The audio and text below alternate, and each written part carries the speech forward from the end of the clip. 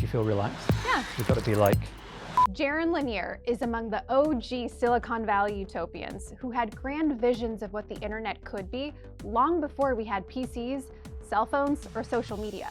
he was the pioneer of virtual reality in the 80s, sold multiple companies to Google, Adobe, and Oracle, and now works at Microsoft. Over the years, he's become a fierce critic of the industry he helped build. Because we're used to this idea that the internet should be mysterious. We don't know where things came from. But that's a really bad way of thinking about AI. Yet, he chooses to remain a part of it.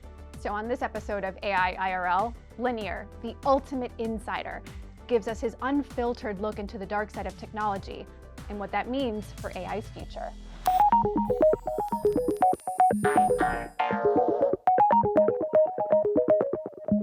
Jaron Lanier, welcome to the show. Now, you are the prime unifying scientist at Microsoft, although here speaking very much in a personal capacity.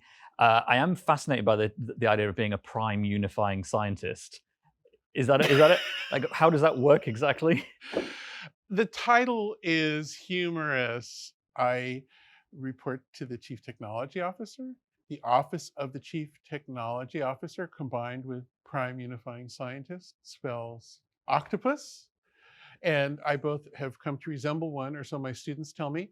And I'm also very interested in their neurology. They have amazing nervous systems. So we thought it would be an appropriate title. I wholeheartedly agree. And we have a laundry list of things to talk to you about because you have a fascinating career that spans so many decades. And I think it might be useful just to set the scene here. 40 years ago, you were pioneering technologies at companies like Atari. And I'd love you to take us back to how you felt about the trajectory of the industry back then and how today compares with what you expected. That is an interesting question. I don't think I've been quite asked before. It presumes I remember those days. Pretend we're in a time machine. Well, back starting in the late 70s and into the early 80s, I had a mentor named Marvin Minsky, for whom I worked as a young researcher, a teenager, and he was the principal author of the way we think about AI these days. A lot of the little tropes and stories and concerns and ways, just the way it's thought about, come from Marvin. I hated it. I always thought this is a terrible idea. AI is just a way for people to work together. It's just people in masks. We're just confusing things. Why are we trying to build this, entity, this like artificial god or something? Marvin loved arguing with me because all of his other employees in the lab were totally in agreement with him. So the last time I saw him before he died, he said, "Jaron, can we have the argument?" And it was so great to be able to have it one last time. So I always thought, no. This whole idea is wrong. And that got me into this other way of thinking, which was supposed to represent the other thing. And I called it virtual reality. And so I had the first startup in virtual reality. I named it, and we ended up doing the first head-supported virtual reality headset. But were you optimistic? Were you optimistic about where things were going? I am even more optimistic now. But I think to be an optimist, you have to have the courage to be a fearsome critic. It's the critic who believes things can be better. The critic is the true optimist, even if they don't like to admit it, even if they don't want to feel soft and squishy. The critic is the one who says this can be better, and that means optimism. It's the acquiescence. It's like, no, this is it. Those people are kind of useless. So I was critical then. I used to fight with Marvin about the idea of AI. Since then, I have been very critical of the way we did social media. I have been very critical of a lot of things. I remain so. It is the true face of optimism. Let's talk about disinformation a bit and its links to advertising and the embedded nature in social media. And generative AI is disrupting a lot of things, but it still seems like advertising is inextricably linked to how companies will be able to monetize some of that technology. What are your thoughts on that? Well, look, I'm not speaking for Microsoft, but I want to say anybody who says, oh, I wish I didn't have to pay a monthly fee to use the highest quality AI, I'll just use the free one. That fee is your freedom fee. It means that the mechanism that's paying for it is not the manipulation of you. And there's really only two choices. If we're in a market economy, there has to be a customer. So either the customer is you or it's somebody who wants to manipulate you. Those are the choices, you know? So we have to get to the point where we accept that to be participants in a market economy, we have to be full participants in a market economy, or else we subjugate ourselves to those who are. So we can't just expect things to be free. Yeah, I mean, I wish we could. I don't like spending money any more than anybody else. But the thing is, you know, in a market economy, if you're not willing to pay for what you get, it means somebody else is getting some benefit from manipulating you. I mean, it's just logic. It's inescapable. We're cruising somewhere near the realms of open source here, and there is some debate in AI about whether the push to open source certain models could potentially exacerbate the risk to Yeah, yeah. disinformation. And I'd love to get your views on that. Well, look, this is a somewhat complex topic, and it's a topic in which my opinions sometimes elicit unfriendly responses from my peers. But let me try to explain my thought on it. I think the open source idea, it comes from a really good place. I think the people who believe in it believe that it makes things more open and democratic and honest and safe and all that. The problem with it is the mathematics of network effects. So let's say if you have a bunch of people that share stuff for free, it might be music, it might be computer code, it could be all kinds of things. And you're saying, oh, we're being very communitarian here. We're sharing, share alike. It's a giant barter system. The thing is that the exchange of all that free stuff is going to tend towards monopoly because of mathematics. And so then it'll become the greater glory of something like a Google or whatever it is. And so you end up with, instead of decentralization, you end up with hyper-centralization. And then that hub is incentivized to keep certain things very secret and proprietary, like its algorithms or the derived data, which is actually very expensive to generate, of how things correlate. And so I think this idea that opening things leads to decentralization is just mathematically false. And we have endless examples to demonstrate that. And yet it's still a widespread belief because it feels so good to believe it, but it's just this thing that didn't work. But I mean, part of the argument seems to be that, if there is this idea that AI systems, and in particular, the large language models, is that it's a black box and we can't see how it's working. And therefore, if we have an open source model, we can at least see how it's working. Right. Okay. So there's a slightly different idea of opening up that I think would be to everyone's benefit, including the proprietors of the large models, the users, society at large, everybody. And that is, instead of releasing the code, which just tends to support these emergent monopolies, which is why some of them support doing that, what we should do is have provenance. So let me give you an example. Let's say you have an interaction with a chatbot, and the chatbot gets all weird with you. It says, oh, I love you. You need a divorce. We should be together. How do we prevent it? Well, if you say you want the AI to govern the AI, and you have this one AI looking at the first AI and saying, don't be all weird. Stop that, stop that, stop that. It gets hard. And the reason it gets hard is because of the limitations of language itself. And this has been an interesting problem that humanity has explored for many thousands of years. If you think of the ancient stories of the little lamp with the genie, and you rub the lamp, the genie comes out and grants you wishes. And if you're unlucky, it's a sneaky genie. And no matter what you say, the words get twisted in the wrong way. And this is exactly the problem with AI governing AI, that words can always be twisted. You can never Words are actually more ambiguous than we think they are. We go through life thinking words are precise, but they're not, which is actually the reason why large models work, because they're a statistical thing in the first place. So they work very well with our statistical calculations. But there's another way to do it that does work. Anytime you have an output from an AI, of course, in some small way, it relies on millions or billions of examples from humanity at large. Billions of photos, billions of examples of text. But in any particular example of an output, it won't. In a particular example, there'll be just a few, a small number, maybe a dozen. My hand is doing this because this is the little hump of statistical. Yes, it's a distribution. I'm doing a little mathy thing here. All right, so if you can track who are the most important people who input stuff that was relevant to your thing. So let's say it gets all weird, and then you say to the bot, why did you say that? And the bot says, oh, well, I drew some things from from some sexy fan fiction and from some soap operas, and then you say, you know what, don't use that stuff. And then all of a sudden it'll, like basically knowing where the sources are that were mashed up to create the AI result. Because see, the magic of AI as we know it is that it can take examples from people and combine them in coherent ways. You can have a recognizer for cats and a recognizer for hot air balloons and say, put a cat in a hot air balloon. And in order to meet both recognizers, it'll randomly get this thing that does both. And all of a sudden you have a cat and a hot air balloon. It's fantastic. But you can always go back. It's just that we don't, because we're used to this idea that the internet should be mysterious. We don't know where things came from. But that's a really bad way of thinking about AI.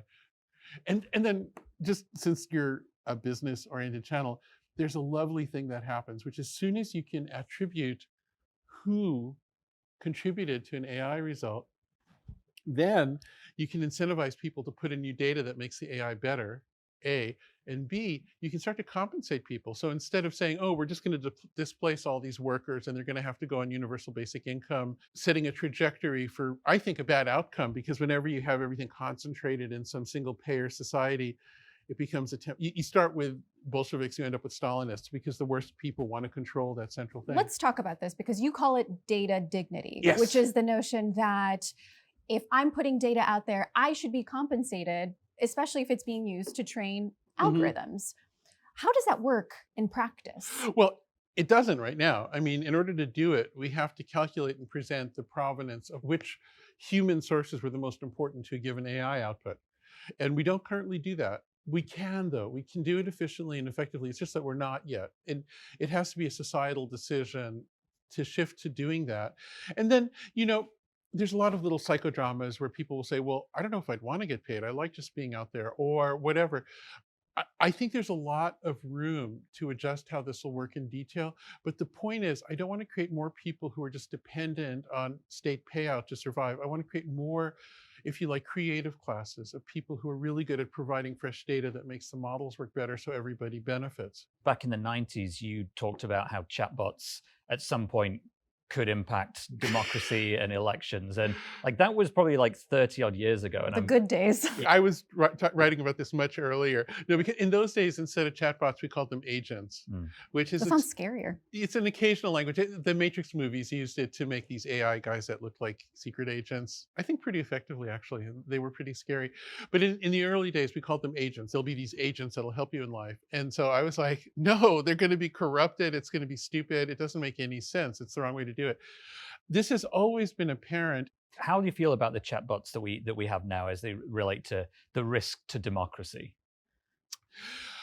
We're going to find out very soon. I'm scared. I'm scared because the last round of social media getting into politics left a lot of people with various forms of fear and concern that have actually had the result of reducing certain levels of controls and corrections within the big tech companies. So in a sense, we might be worse off. But in another sense, I feel the tech culture, or just the collective sensibility of the engineers who actually do everything, has matured a lot. On the whole, do you trust the tech leaders behind the artificial intelligence models out there right now? Well, I know most of them, and perhaps that might bias me, but I think we're in a pretty lucky place on that. I think. Do you think they learned from their mistakes, essentially? I hope so. I mean, we haven't really had mistakes to learn from yet. I mean, Well, but what about social media? Well, no, social media is a giant one, but that precedes the big models. I mean, it is an AI. You can think of social media as being halfway to big models in that AI, I don't like the term, but its algorithms direct people around social media. So you can think of it as an AI-driven thing. And that did not work out well for society on the whole. It works out really well for some people and some, like it's a very complicated story. So, but a lot of these companies are the same companies that have collectively made the mistakes, and we as users of that have either allowed those to happen or pushed back. And now it is a lot of those same companies or engineers or people that are now making these new things. And so I wonder, what have they learned? Like, they had a chance for 20 years. What I think they should learn. Okay, so look, if you look at the business models of the tech titans, there's really two in the US that are true titans that are dependent on the advertising business model, and that would be Meta and Alphabet or Yeah. Google. I just want to point out that the tech titans that are not dependent on it, we do some of it, but they're not dependent on it, would be companies like Apple, Microsoft, Amazon. You can complain about us, you can complain about these other companies, and I hope you do. I think we should be accountable, so do it, do it. But they don't spew the same kind of weird, creepy darkness into the world. But also their market caps are smaller. I mean, like, the thing I want to say is, like, Meta and Google are undervalued because they have the wrong business model. Like, they do a lot. They should actually be more successful. Like, I believe this is a stupid business model, and an authoritarian run platform is going to overtake us, which is exactly what's happening with TikTok. So why are we doing it? It works kind of, but not maximally in my view. So, like, why are we doing it? And it's just habit, it's momentum, it's the hassle of changing, but we gotta. Well, one of the big issues that comes up in terms of everything from disinformation, democracy, social media, AI, is deepfakes, and that is something that is very hard to argue hasn't got the potential to get much more serious as a Yes. result of AI and what we've seen with generative models over the last couple of years in particular. And I'd love to get your view on if there is a way that we could be preventing this from becoming the next problem. Can I mention a small mea culpa on that? Way back in the 90s, some friends and I had a little machine vision startup company, and I think we made the first deep fakes of So tracking you're to faces. blame. I'm absolutely to blame, yeah. All right. And I actually, we used the very first deep fake system to block scenes in Minority Report. With the Guinness Yeah, beer. I actually brought that into the script, but that was, like, based on a real early prototype of a deepfake. But okay, the answer to deepfakes is provenance. Like, what I was saying before, if you know where data came from, you no longer worry about deepfakes, because you can say, where did this come from? And the provenance system has to be robust and not fakeable. But it should say, oh yeah, well, this is a combination. This was somebody from Chinese military intelligence that combined this thing and that thing and that thing. And, like, okay, great, yeah, get rid of that. Like, provenance is the only way to combat fraud. I actually think what should happen is regulators should be involved. So all of us, Microsoft, OpenAI, everybody goes in front of regulators all over the world and says, regulate us, this is important. So the question is how? And so if regulation means the genie approach, where you say we're going to have one AI judge whether the first AI was good or not, it becomes an infinite regress. If you say it's based on data provenance, all of a sudden you have an action. You're not using terms you can't define anymore. Like, nobody knows. Everybody says AI has to be aligned with human interest, but what does that mean? It's a very squirrely word. I worked on privacy for a long time. I helped start the thing that turned into the privacy framework in Europe, and the GDPR. And I got to say, I'm still not sure we know what privacy is in the context of the internet. It's a very tricky concept. So then that's where lawmakers come in and say, this is how we should be regulating you. But my question to you is, do you think politicians are too scared to actually challenge Well, technology? This is a really good question.